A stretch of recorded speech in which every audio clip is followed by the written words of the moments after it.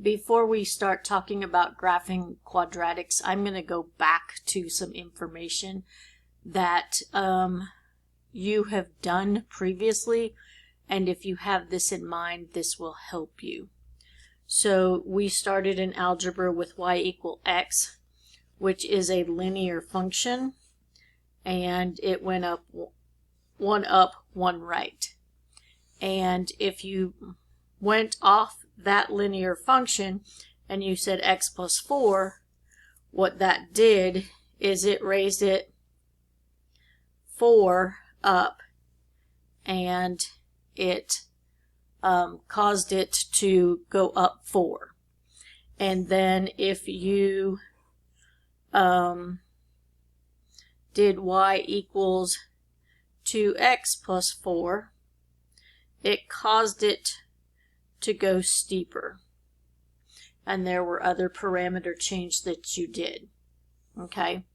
And then earlier in this course, we did y equals the absolute value of x. And you know that that was an absolute value. And it did like this. And you knew that was the absolute value, and it went up 1, right 1, and up 1, left 1. And that was the absolute value. And then we played with parameter change, and we did y equals the absolute value of x plus, x plus 2, and that's a plus 2, plus 2.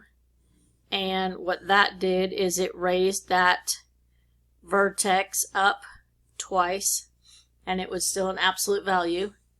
And then we were able to do y equals x minus 3 plus 5, where this was where this went right 1, 2, 3 and up 5, 1, 2, 3, 4, 5, and it did like this. Now in here we never made this V looking thing wider or narrower.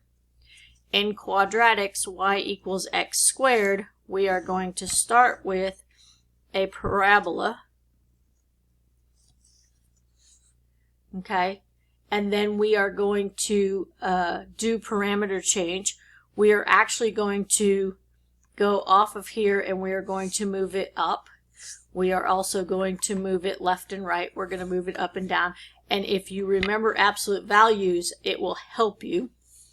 The other thing is you are also going to make this parabola narrower and wider.